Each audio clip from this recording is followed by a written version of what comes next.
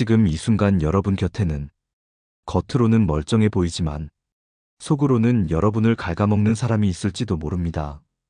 눈을 마주치면 웃지만 돌아서면 흉을 보고 도움을 주는 척하지만 결국 손해를 끼치는 사람. 무서운 건 그들의 악의가 아니라 그들이 너무 가까이 있다는 사실입니다.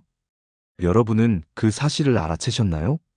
아니면 아직도 그들을 착한 사람, 좋은 인연이라고 착각하며 소중한 에너지와 시간을 쏟고 계시진 않습니까? 우리는 누구나 사람과의 관계에서 상처를 받습니다. 하지만 어떤 인연은 그냥 조금 불편한 것을 넘어 우리 인생 자체를 망가뜨릴 만큼 독이 됩니다.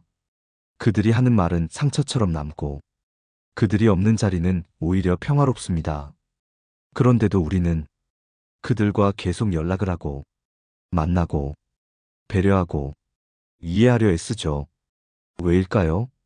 그 관계를 끊으면 내가 나쁜 사람이 될까봐 두렵고 혼자가 될까봐 불안해서입니다. 하지만 그 관계를 끊지 않으면 여러분은 더 외로운 마음으로 살아가야 합니다. 그래서 오늘 이야기해 보려 합니다. 우리 인생에서 반드시 정리해야 할 천한 사람들, 즉 인연을 끊어야 마땅한 사람들의 특징 4가지에 대해 말이죠. 이 이야기는 단순히 누구를 나쁘다고 정죄하기 위한 것이 아닙니다.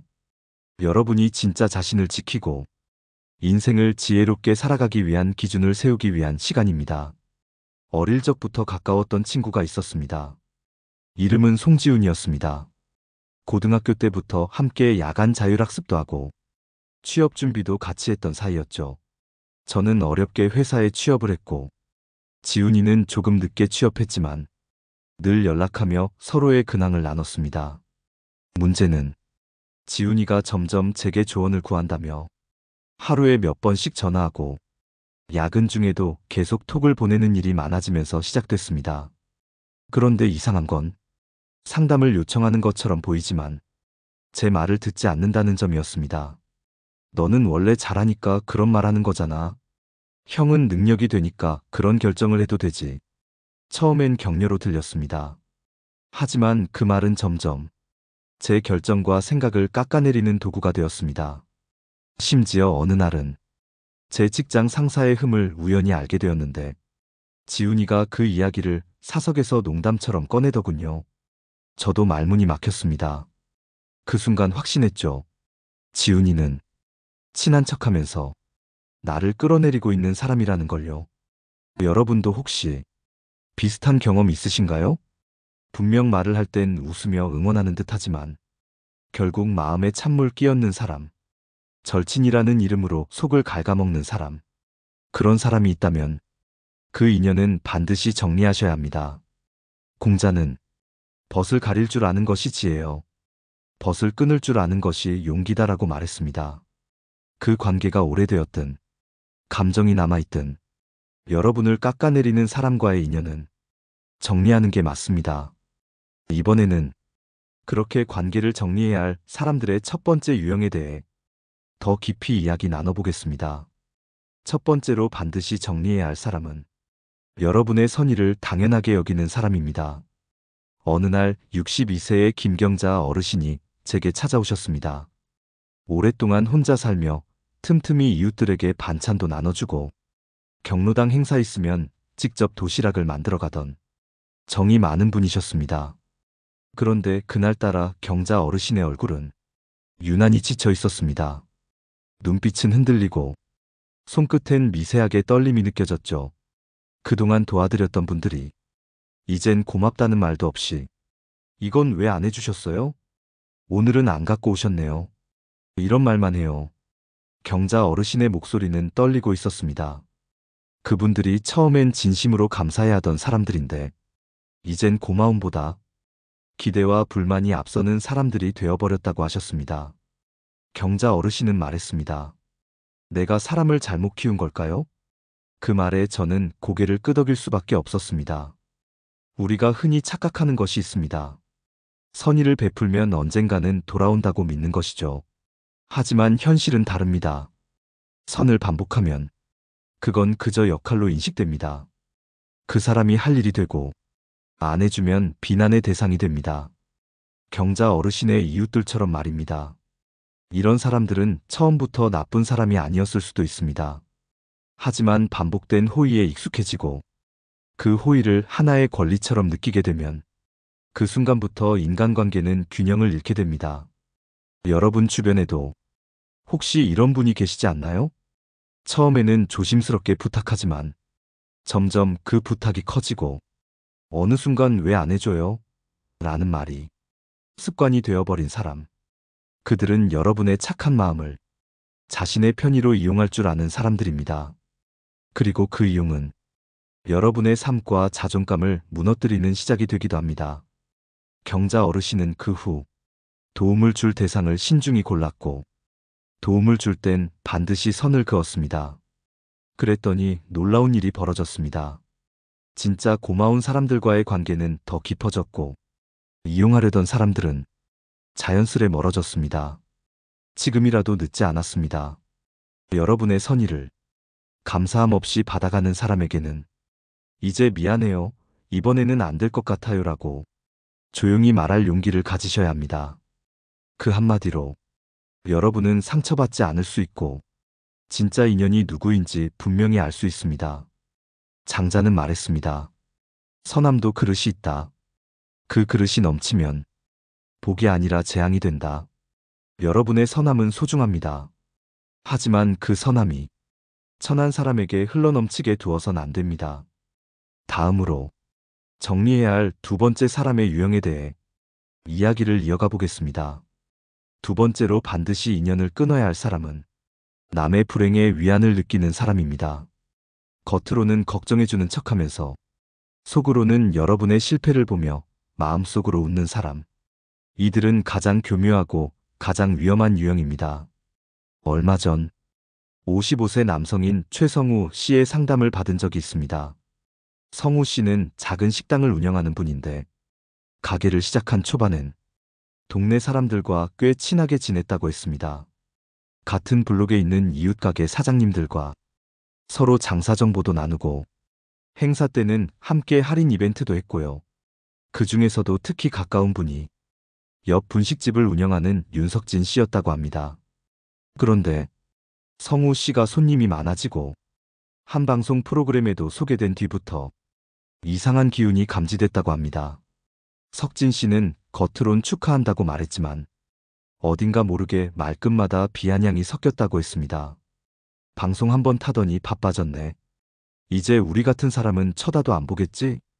그 말이 계속 쌓이다 보니 성우 씨는 점점 자신을 탓하게 되었고 심지어 가게에 손님이 줄어드는 날이 오자 그때서야 석진 씨가 유독 상냥하게 말 걸어왔다는 걸 기억해냈습니다. 아, 이제 원래대로 돌아온 거지. 그냥 잠깐 바람이 분 거야.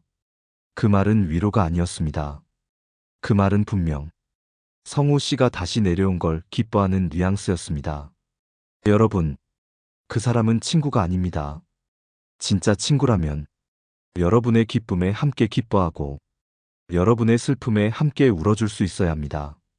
여러분이 잘 될 때 오히려 불편해하거나 여러분이 힘들어질 때 안도의 숨을 쉬는 사람. 그 사람은 겉으론 여러분의 이웃이나 지인이지만 속으론 경쟁자고 심하면 적일 수도 있습니다. 그들은 말합니다. 너만 잘 되면 좋냐? 운이 좋았던 거지 뭐. 이제 좀 겸손해져야지. 이런 말은 질투와 열등감에서 나옵니다. 이들이 진짜 무서운 이유는 겉으로는 여러분을 축하하고 걱정하는 척 좋은 사람 행세를 하기 때문입니다. 그래서 쉽게 구분하기도 어렵고 피해를 입어도 그 말을 증명할 수도 없습니다. 공자는 말했습니다. 군자는 남의 불행을 기뻐하지 않는다. 남의 기쁨 앞에서 진심으로 박수쳐주지 못하고 남의 고통 앞에서 속으로 쾌감을 느끼는 사람은 아무리 겉으로 멀쩡해 보여도 인격적으로는 천한 사람입니다. 성우 씨는 석진 씨와의 관계를 천천히 끊었습니다. 대신 진심으로 도와주고 기뻐해주는 다른 동료들과 새로운 이벤트를 준비했고 지금은 그분들과 함께 조금씩 안정적인 관계를 이어가고 있다고 합니다. 여러분 곁에 있는 사람 중 여러분의 아픔에 유독 안심해 보이는 사람이 있다면 그 사람은 더 이상 곁에 두어서는 안 됩니다. 이번에는 세 번째로 정리해야 할 사람의 유형에 대해 이어가 보겠습니다. 세 번째로 반드시 정리해야 할 사람은 남의 말로 사람을 조종하는 사람입니다. 이들은 직접 싸우지 않습니다. 대신 조용히 다른 사람의 평판을 흐려놓고 갈등의 불씨를 던져놓고는 언제나 방관자의 위치에 서 있습니다. 겉보기엔 말이 많지 않은 사람처럼 보이기도 하지만 그 안에 깃든 의도는 무섭도록 정교하고 은밀합니다. 제가 상담했던 48세 여성 한지은 씨의 사례를 들려드리겠습니다. 지은 씨는 작은 중소기업에서 10년 넘게 근무했습니다. 오랜 기간 성실하게 일했고 팀 내에서도 인정을 받으며 막내 직원들까지 따르는 언니 같은 존재였다고 합니다. 하지만 어느 날부턴가 같이 일하던 박 부장이 이상한 분위기를 조성하기 시작했다고 합니다. 지은 씨가 요즘 대표님한테 너무 잘 보이려는 것 같아. 아무래도 우리 중에 누군가는 자리를 정리해야 하지 않겠어? 그 말은 단 한 사람에게만 들려준 것처럼 말하지만 금세 여러 사람의 귀에 스며들었고 지은 씨는 알지 못하는 사이 이기적인 사람, 권력을 탐하는 사람으로 비춰졌습니다. 심지어 팀 내 몇몇 직원들과는 눈도 마주치기 어색할 만큼 관계가 멀어졌다고 했습니다. 지은 씨는 말했습니다. 내가 뭘 그렇게 잘못한 걸까요? 내가 일 잘한 게 죄였을까요? 아닙니다. 죄가 있는 것은 바로 그 말을 퍼뜨린 사람입니다. 남의 말을 빙자해 자신의 목적을 이루려는 사람, 분열을 즐기며 타인의 관계를 이간질해 자신의 존재감을 높이려는 사람, 그 사람이야말로 가장 치명적인 관계의 독소입니다. 이들은 항상 내가 한 말인지는 비밀이야. 그냥 들은 말을 전해준 것뿐이야. 혹시 몰라서 말하는 거야. 이런 식으로 책임은 지지 않으면서 판을 흔들죠. 이런 사람의 특징은 말끝마다 누군가에 대한 판단이 들어있고 누군가의 진심이 왜곡돼 전달된다는 점입니다. 한자 문화권에는 3인성어라는 고사성어가 있습니다. 세 사람이 함께 없는 호랑이를 잇다고 하면 그 말이 진실처럼 받아들여진다는 뜻이죠. 그만큼 말은 무섭고 특히 누군가를 향한 왜곡된 말은 한 사람의 인생까지 흔들 수 있습니다. 지은 씨는 결국 박 부장에게 조용히 말했습니다. 제가 아닌 사람에 대한 이야기를 앞으로 제 앞에서 꺼내지 마세요. 그리고 제 이야기를 남에게 하지 말아주세요. 그 한마디 이후 그의 말은 더 이상 힘을 잃었고 서서히 사내 분위기도 회복되었다고 했습니다. 여러분의 곁에 항상 누군가를 험담하며 그 험담으로 여러분을 움직이게 하는 사람이 있다면 그 인연은 반드시 정리해야 합니다.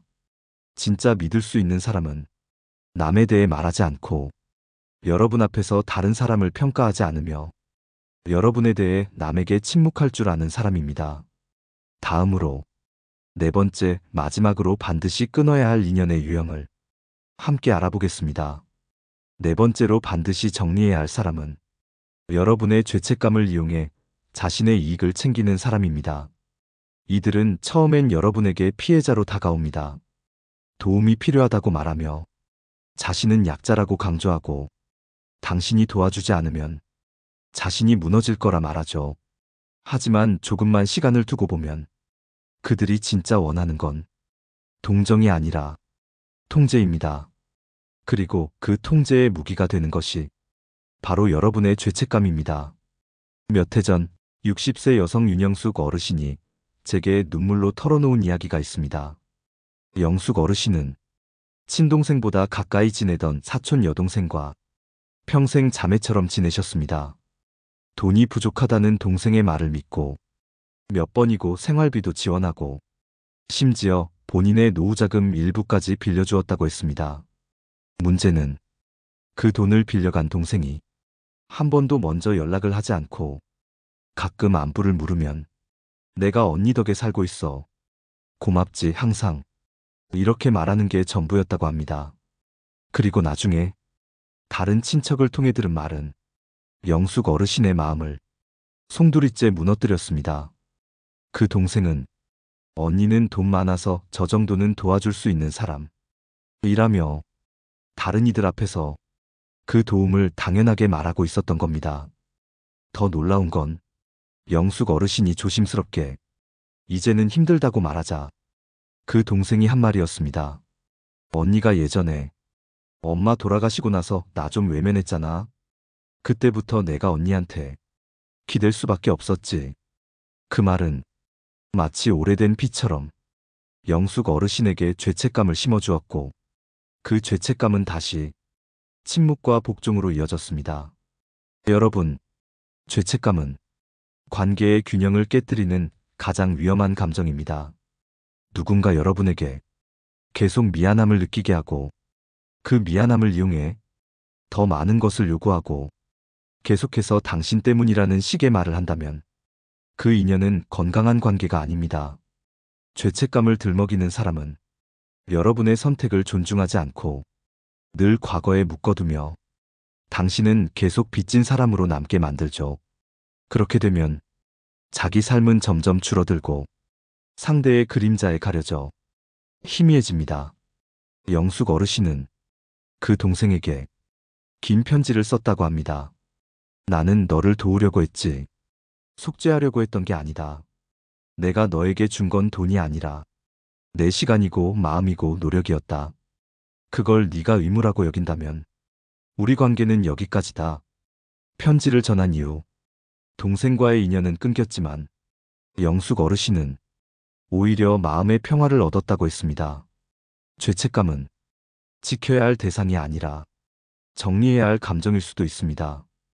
논어에는 이런 말이 나옵니다. 남을 돕되 남에게 휘둘리지 말라. 도움과 이용은 다릅니다. 미안함과 통제도 다릅니다. 여러분의 선한 감정을 누군가가 빚으로 바꾸려 한다면 그 인연은 더 늦기 전에 끊어야 할 인연입니다. 이번에는 지금까지 이야기한 4가지 사람의 유형을 되짚고 여러분의 삶에 어떻게 적용할 수 있을지를 함께 정리해 보겠습니다. 지금까지 이야기한 4가지 사람. 첫째, 여러분의 선의를 당연하게 여기는 사람. 둘째, 남의 불행에서 위안을 얻는 사람. 셋째, 말로 사람을 조종하고 이간질하는 사람. 넷째, 죄책감을 이용해 여러분을 통제하는 사람. 이들은 겉으론 평범한 지인, 가족, 동료처럼 보입니다. 하지만 실제로는 여러분의 삶을 천천히 고장내는 가장 무서운 존재가 될 수 있습니다. 문제는 그들이 처음부터 악의적인 모습으로 다가오지 않는다는 것입니다. 늘 도움을 요청하거나 격려하는 척하거나 말을 아끼는 척하거나 지나간 이야기를 꺼내며 감정을 건드리는 방식으로 여러분의 경계를 무너뜨립니다. 여러분은 착해서 혹은 예의 때문에 관계를 끊지 못하고 혹시 내가 너무한 건 아닐까? 이 사람도 힘든 상황일 텐데 이런 생각에 스스로를 낮추며 끝까지 참게 되죠. 하지만 여러분의 인생은 누군가의 감정 쓰레기통도 죄책감의 무덤도 아닙니다. 어느 날 문득 내가 말수가 줄고 내가 눈치를 더 보게 되고 내가 자꾸 미안하다고 말하고 있다면 그건 내가 나를 지키지 못하고 있다는 신호입니다. 부처님께서도 말씀하셨습니다. 어리석은 사람과 함께하지 마라. 지혜로운 자와 함께하라. 덕을 닦는 자와 동행하라. 사람을 잘 가리는 것도 수행의 한 부분입니다. 선한 마음을 지키는 가장 확실한 방법은 그 마음을 짓밟는 사람을 곁에 두지 않는 것부터 시작됩니다. 이 방송을 듣고 있는 여러분 중 지금 누군가와의 관계가 마음에 걸린다면 조용히 떠올려 보세요. 그 사람과 함께 있을 때 나는 어떤 표정을 짓고 있었는가? 나는 웃고 있었는가? 아니면 억지로 맞춰주고 있었는가? 내 마음이 점점 메말라 간다면 그 인연은 이제 정리해도 되는 인연입니다. 관계를 끊는다는 건 사람을 버리는 것이 아닙니다. 나를 지키기 위한 선택이자 나를 더 사랑하는 방식입니다. 마지막으로 한 가지 말씀드리고 싶습니다. 세상의 모든 인연이 소중한 것은 아닙니다. 진짜 소중한 인연은 내가 웃을 수 있게 해주고 내가 나다울 수 있게 해주는 인연입니다. 그런 인연은 한두 명만 있어도 인생은 충분히 따뜻합니다. 지금 이 방송을 듣고 한 사람이라도 떠올랐다면 그 사람과의 관계를 오늘부터 차분히 정리해 보시길 바랍니다. 오늘의 방송이 여러분의 마음에 작은 용기를 심어드렸길 바랍니다. 여러분의 삶이 더 단단해지고 더 평화로워지기를 응원하며 오늘 방송 마무리하겠습니다. 여러분의 이야기, 여러분의 생각 댓글로 나눠주시면 좋겠습니다. 좋아요와 구독도 여러분의 공감과 연결됩니다. 다음 시간에도 여러분의 마음에 도움이 되는 이야기로 다시 찾아뵙겠습니다. 감사합니다. 지혜의 숲이었습니다.